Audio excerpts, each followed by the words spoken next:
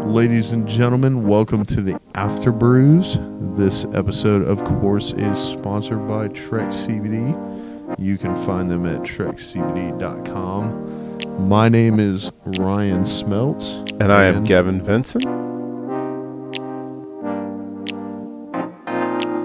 Enjoy the show. I don't wanna be just some after dark, late night party thought when the night gets lonely. I don't wanna be just an in-between, some old faithful flame when you're all going wrong. I wanna be center stage, I wanna be in your spotlight, I wanna be new flag. Just wait. Just wait. Did you hit it? Nice. Okay. Nice. Yeah. That's my answer to everything. Just wait. Just wait. Just wait. So this is more relaxed, and I should have mentioned this during the live feed, but I'm going to do whatever the fuck I can to get her in here. Oh. Because she's sitting over there texting me answers and questions and this, that, and the third. But I only have so much time, so I didn't want to go too far over, but Apparently, they saw you. Yeah, they saw my back. Oh, yeah, she went to the bathroom.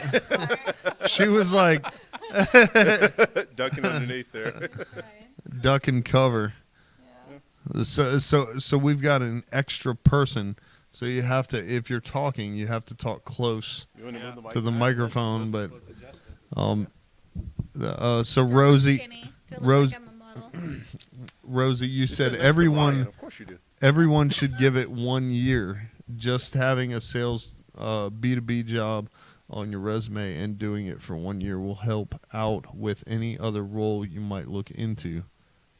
Explain yourself. Yeah, so the question that was asked, like, what would you give advice to someone starting a sales position and having their family feel at ease and then working off 100% commission? You know, I started out in Oklahoma City as well. I worked with Clayton there for about a year. We did residential sales in Oklahoma. The reason why I stuck around in the business, and I'm in a different sector now, I do recruiting, but I made my grandmother's salary within being there within 6 months. She raised me. She's a strong woman, taught me how to do a lot of hard work. But there's one meeting at a conference we went to that one of our consultants ran. And that's one of the main reasons I stuck around too is, you know, it's like 6 months in the business. I made my grandmother's salary. I'm at this conference. There's a bunch of young people. You've seen everyone be super successful. And one thing he said, like, give this a year at 110%. Go full force for a full year. If you still don't think it's for you, that's okay. There's no harm. You've gained communication. You've gained leadership. You've gained interviewing. You know how to sell to someone on a cold call. So that really stuck with me. So that's where I was given. It's like everyone should just give it a full year, going 110% at it. You're gonna gain so many skill sets that if you go and interview for someone else, they're gonna see that you did, you know, a B2B or residential sales, and they're gonna be like, okay, you did this for a year. Like, what did you gain? And you're gonna be like listing a million different things that you were able to accomplish. Yeah, those definitely are transferable skills. I mean, that you can plug and play in a lot of different careers. So you're absolutely right. I don't know if I'm the only one, but there's this guy on Facebook. He's selling like a cleaning solution. He's going door to door, and he knocks on it. Oh, the world's breaks best out salesperson. Oh, Yeah. man. Yeah. I'm like, that and Les Brown's story. Yeah. Those are my two favorite. But that one on Facebook, I'm like, oh, that guy is so awesome. Like, if I could incorporate that into my pitch, like, it's so energetic, it's so positive, it just hits on all the high points, you know. I'm like, oh, that guy is awesome. That's a good video to watch. Yeah. So I've got a ton more questions.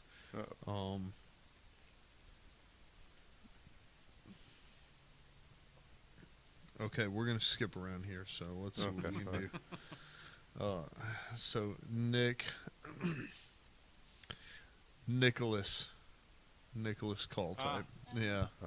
So I'm dropping his name because I want to make sure that he tunes in. All right, to the Nick, what recorded you got? version. Yeah. Okay, so we got a question for Clayton. During the shutdown, a lot of people took the time off as a impromptu holiday. A lot of people spent a lot of their time waiting for things to reopen. Do you feel like you created an environment to springboard your company ahead of the competition? If so, what actions did you take, and do you feel you took the necessary steps to edge ahead of the majority? That is very... I mean, I get the gist of it. That's a lot of words. Yeah, a lot of words. Good job for reading that, Ryan. Holy smokes. He I'm proud of struck- myself yeah. just for the pronunciation. I am too. You make me proud. I'll kind of touch back on what we did during the lockdown, and was that I have surrounded myself with so many different mentors that it was a lot easier than if I was to tackle it completely by myself, because when this happened, I mean hundreds of individuals already started kind of planning and preparing for what can we do to prevent the I'm on vacation, I'm just going to be a couch potato. And again, I mentioned that we were on multiple Zoom calls every single day, some 4 hours, 5 hours a day. And ultimately with us, that really prevented the I'm on vacation during this time, because we were doing that. And at the same time, we were as excited as ever to come back, and it really kind of sounds weird, and it's this is just the silver lining, and the fact that this pandemic has happened. Obviously, I don't wish it hadn't, but when the market is hurting, then recruiting for us actually goes up. As unemployment is higher and higher, people of course need jobs, right? And so we were itching to kind of get back into the swing of things, because we knew that when we were able to grow and we're not on lockdown or anything, then there was like 30 million people that are unemployed. And so it's going to be really quick as long as we've stayed on our toes, right? So that was it wasn't completely just my doing that we had that available. I've surrounded myself with mentors that already, as soon as it happened, they were like, all right, let's do this, this, and this. And I was like, that makes perfect sense. I'm not going to get complacent. Right. And so joining those calls really, really helped out.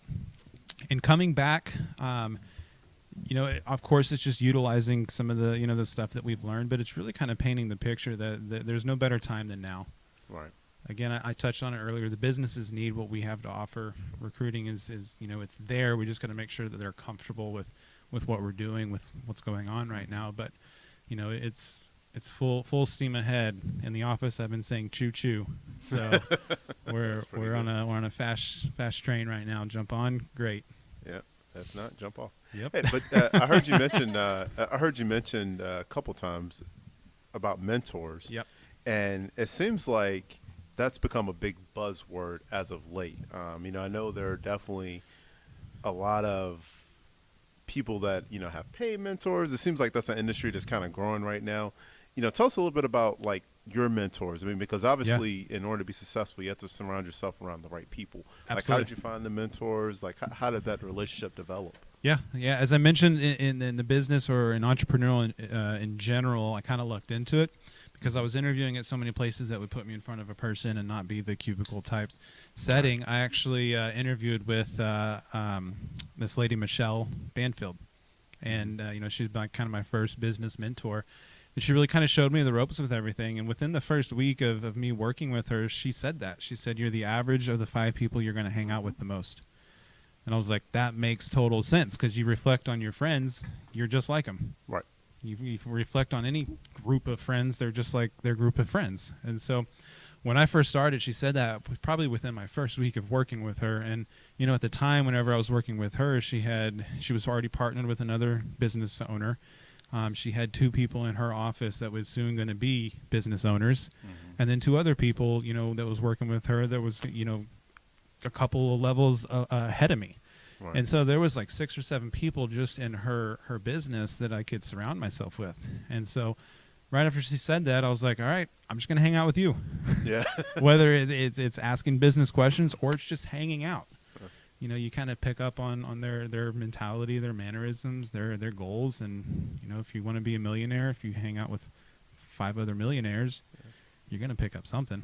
Good. And so Yeah, that's right. she was my first mentor. And, you know, of course, through her, I know 100 different entrepreneurs that are super successful in running their companies. So that was kind of the first what got the ball rolling. Yeah, that's awesome. Yep. That's why I'm going to hang out with Nick. Right? You got another question? Yeah, man. Yeah, they keep rolling in. I love it. Well, I got a ton. So, if you could go back and give yourself some advice, what would it be? What would it be? What would it Perfect. be? That's a good question. So if you could go back to what, like, I guess, would it be like coming straight out of college, right? Why not? Yeah, why not, right? Yeah, I kind of talk about this a lot. That I went to school for management and marketing, which is exactly what I do. Right. But I honestly didn't learn any of the actual skill sets that I've needed in order to do it. I feel like college is, of course, just book smart. You memorize a term, you regurgitate it back onto a test, and it's More like, general okay, knowledge kind of yeah, stuff. yeah. So I mean, I talk about it in the sense that, hey, if I didn't go to college, you know, I would be 4.5 years further into my career. At the same time, I don't know if I'd been mature enough to come straight out of high school and actually hit the ground running in an entrepreneurial environment. But whenever I got started with it, the sales came easy to me. Before I did this, I was maintenance man at a golf course. That's not sales. That's about anti-sales, because they said you don't need to be seen. Don't talk to the players. You just rake up the leaves and you know, edge the cart paths. So it's completely opposite of sales. So whenever I came into it, I was like, all right, I don't know what I'm doing. Are you guys going to teach me this? And they're like, yeah, you just do this, this, and this, and you'll be just fine. I was like, okay, cool. I'll do this, this, and this. So the sales came easy to me. The training, however, did not. I never really had to train someone in this capacity. And I guess the sheer fact that sales came so easy to me also kind of hindered me in the training arena. You know, I felt like people would come in and learn just as easy as I did, or the exact same way as I did. So that didn't really pan out. So I guess if I could go back and give myself more advice, it would be just to really focus on training and developing individuals, and specifically with the relationship you build with them.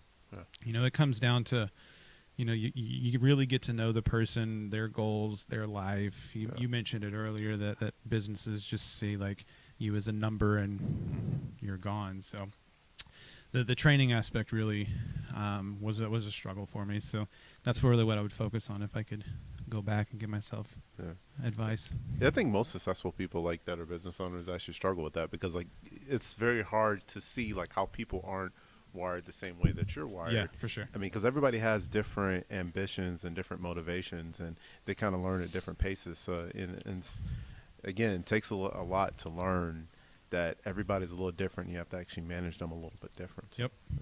Yep. I dig it. Yeah, that's usually your term. I dig it. I dig it. I dig it. Does he That's say my that at work? clutch phrase. He doesn't. That's he my doesn't. clutch phrase. He Okay. doesn't, but that could be his cutoff. I dig it. Yes. You ever seen a bearded man blush? Ask him. I'm reading this verbatim. Oh gosh. Uh-oh. Ask him if he has ever hit a friend with a golf ball on purpose. We have a video. We have a video. This is also from my parents. Oh, my my God. goodness. That's pretty good. These I can tell you darn the story. 918 No, I numbers. gotta tell it. I gotta tell it. So, Yes. it is. It is. a I good think one. this is just a testament to how good of a golfer he is. It's if he actually a good personal one. purpose. I would say We do. We do have a. away was this person? No, No, not no, far. not far at all. We were young and dumb. Now I'm not young, but we were young. Just me and one of my best friends in high school.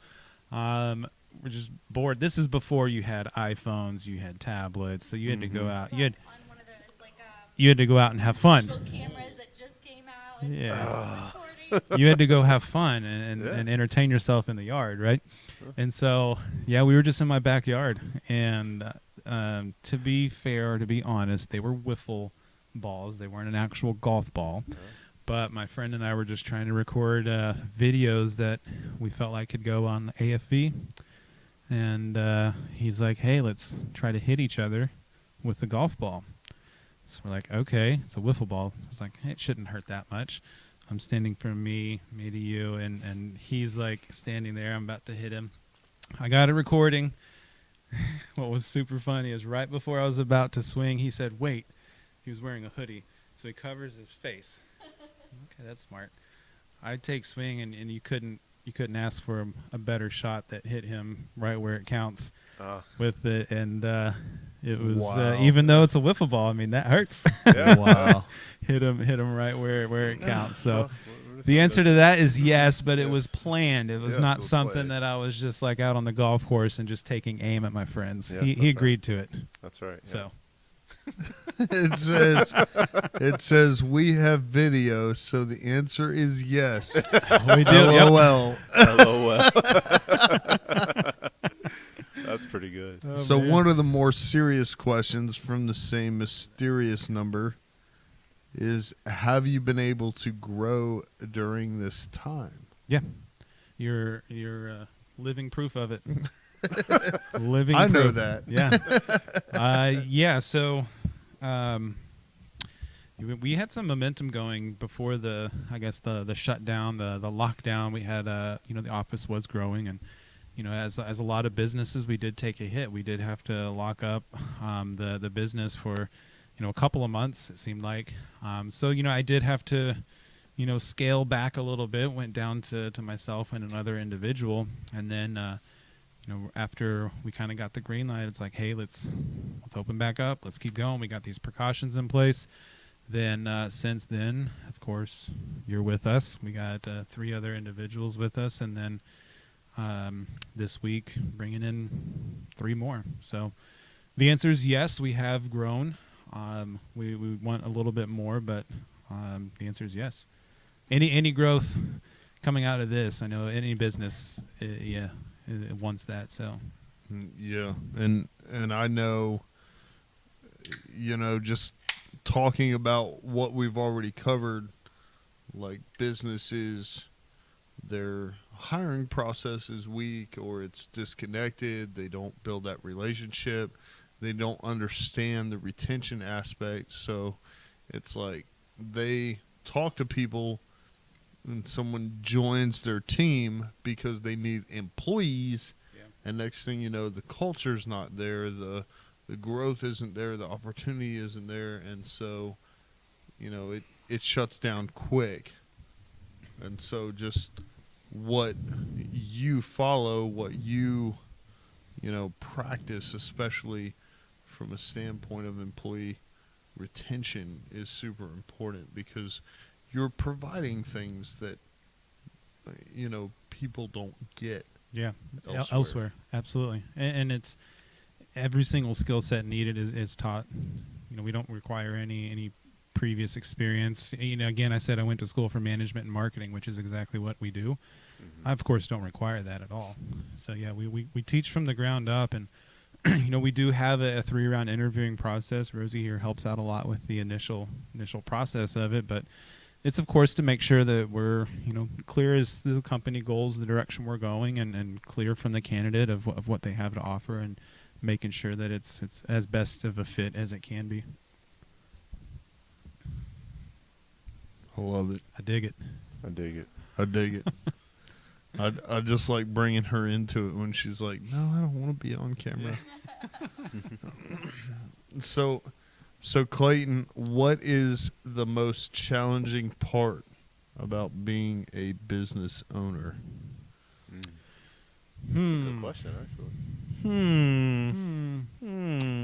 I really don't want to sound repetitive right now, but I mean the first thing that comes to mind is the people and the growth. I mean I really don't want to sound repetitive, but again, we teach every aspect of the sales, the training, the development. Right now, I think it is the initial recruiting and retention growth side of it. And of course, I know it has a lot to do with the pandemic. I don't, I'm not denying that, but as of right now, just kind of getting the point across that we've got the precautions in place where, we're being safe. Just making sure it's the right fit and getting the motivated people. I mean, do you find, do you find that, like, are you seeing an increase of people that want to work 100% commission, or are you kind of seeing a decrease? Because it feels like, it just feels like there's a little bit of a shift, like with this, the mindset of the commission structure, or 100% commission structure. I think we talked about this earlier, but. Yeah, I think,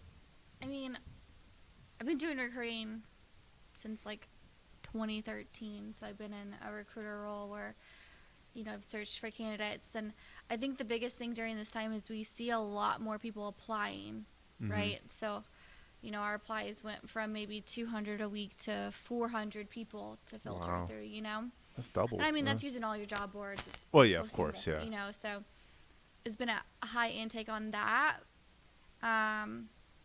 But I do think there's been a shift in people's minds, like you said, between obviously before this they probably had a 9-to-5 and was barely making it, right? And then that 9-to-5 shut down, and then you call them with an opportunity to make more than they ever made at that 9-to-5. Right. It's super scary during this time.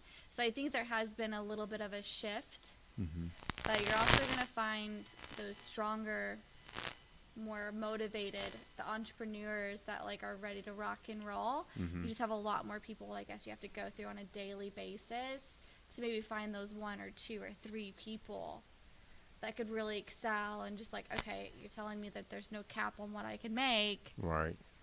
So give me the ball and let me run with it, kind of thing. Yeah. So I think that's been probably the struggles, is deciphering through those people that are even though I was really making that 9-to-5, I've been out of work since March. I need kind of that something. back. Yeah. If that makes sense. So I think that's probably been the struggle the most, is deciphering through those ones that want to take it and roll with it, and then the ones that are let me just get myself together. Yeah. Figure myself out, which makes sense. I'd probably be there too if I didn't have the career I had, so. Well, yeah, of course. Because I think the thing with the pandemic was, it just blindsided everybody. No one, saw this coming other than the people in higher levels that knew about it. But that's a whole other thing. But Right. a whole other topic. That's on another podcast. I think one of the most interesting things, and something we could all probably contribute to, being in the positions we're in, is that many people who have not done a commission type sales job before think, okay, so I go out, I don't make a sale, I don't get paid. And the truth is that I know very few sales jobs who are set up that way, because the reason for that is, whether you're full commission or base plus commission, or XYZ, whatever the structure is, there's not only a training program in place, but it ensures the success of the people who want to be there.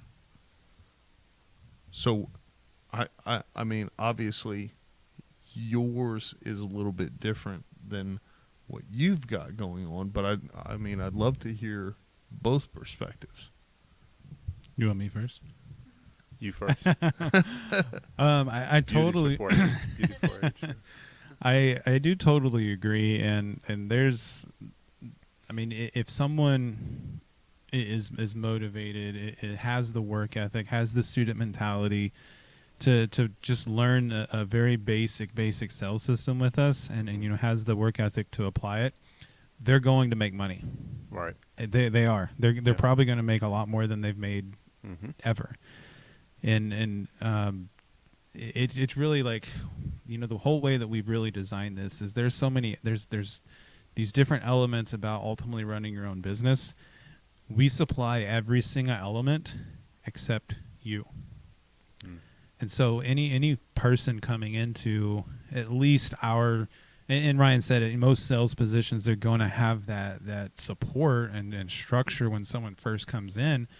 But, I mean, we do as well. And, you know, the only thing that someone has to bring to the table with us is themselves, meaning their work ethic, their student mentality, their dedication, their desire to be successful. And, you know, deep down, if someone says, I have all that, then they shouldn't be scared of it at all. Right. And if you think about it, not just us, anyone that's doing any type of recruiting or onboarding, that business, that owner, that company is already spending a certain amount of money Right. to bring that individual in. You know, if you're a smart business owner, an entrepreneur, you're going to do whatever you can do to make sure that that person is successful. Absolutely. You've already spent money on them. Right. I mean, your biggest expense is walking on two legs. Yeah, exactly. And so it's like, you know, at the end of the day, I think people that are worried about that just need to know that, like, you know, any position that you're coming into, they've already got your best interests in mind because they've spent the money. They want you to be successful. All you have to bring to the table is yourself, your work ethic, learn what we're teaching you, apply it. You're good to go. Right. Yeah. I mean, I think that is applicable to every industry. Yeah, I mean, absolutely. especially when you're talking about sales. I mean, it doesn't matter whatever you're selling. Whatever you're selling is a widget, whether it's a service or a product. Yep. It's just a widget. So, I mean, the hunger and, just like you said, the drive and the coachability is what I call it. I mean, just having that student mentality of understanding, okay, like, I don't know everything, so I kind of need to go through this training program to learn exactly how to do it. And if I apply these things, it would actually result in a sale, which will actually result in me earning the money that I deserve. So, I mean, very similar to you. I mean, I think it can be taught, and, you know, if it's not for everybody, I don't think. I mean, you know, there are people that, I mean, I don't think these people are listening to the show because I hate to think that, but there are people that just want to do the bare minimum. Yeah. Like, I mean, that exists. I mean, I'm not delusional enough to think that there are people that don't want to just do the bare minimum just to get a paycheck. But, you know, for the average person that actually cares and actually has a passion and actually wants to do well, it's possible. It's very possible. I think it comes back to a little bit about when y'all were both talking about your parents, right? Both of you guys, you want to pay off the mortgage. He wants to retire. I think it goes to that person wanting that picture, kind of already envisioning it. You know, there's a meeting that I've listened to before from someone who, like, at the end of it, I was in tears, and he was like, I haven't done it yet, but that's my goal to do, right? And it was the same thing as paying off his mom's mortgage. He envisioned him going to the house saying, hey, like, something's going on at your bank. They're saying that you missed a payment. Like, so I want to make sure, you know, whatever. So, like, he walked you through this whole vision, and I think it's keeping those things in mind, right? Like, when you have the ability to do what you want when you want, it's a lot better of a thinking process, I guess, to say. Like, you know, when we want to go on vacation, we can go on vacation. Right. You know, or if we want to remodel my grandmother's bathroom, we could do that, and this will give us the opportunity to, because we're going to hustle hard every single day to make sure we get to that. But I also just think it comes down to, as well as how well they raised us. Yeah. Right? Like, absolutely. I had a job before I was even legal to have a job. You know, we were going around mowing everyone's yard in my little hometown to earn like $10 to go to the county fair in October, you know? Yeah. So, like, I've always had that, like, mentality of, like, if I want it, I got to earn it, and I got to work for it, which I feel like is a lot of what has been instilled in us with our parents, and why we have that clear picture to want to give back to them and do so much right now that they could never really necessarily do. Yeah. If that makes sense. No, it does make sense. And it's funny, like, like, the thing that I thought about when you were talking about the mentor piece is, you know, for me, I can't speak to everybody else's experience. Sorry, I'm in second beer in. I can't speak to everybody else's experience, but for me, I didn't grow up in a household where entrepreneurship, own your own business, like, you know, the goal was to make, you know, $50,000, $60,000, $70,000 in a year, and, you know, and that was kind of the goal. It was like, oh, okay, and then life is comfortable. Like, actually surrounding yourself around people and actually being exposed to those environments and the people who are actually doing something completely different than what you were actually exposed to growing up. It's kind of that switch, just like you were talking about. And very similar to what you're talking about as far as surrounding yourself around the right mentors. So, a lot of that is just, I think is exposure and just surrounding yourself around the right people. Yep. 100%. That's when I said I came into it. That's kind of what developed that mentality. Yeah. And again, circling back to like if I bring someone in that's just I want to focus on sales right now, and that's like I don't want to learn how to train, develop. I'm like, okay, that's cool, as long as you're like not bringing down any negative vibes or any energy. Over time that as they see kind of the bigger picture and the opportunities, that's usually when it starts to click. So that's totally another agree. big thing too is culture. Yeah. Like, I think that's one of the things that we kind of overlook sometimes is like how important culture is in the actual ecosystem that you're working in. I mean, it's vital. Yep.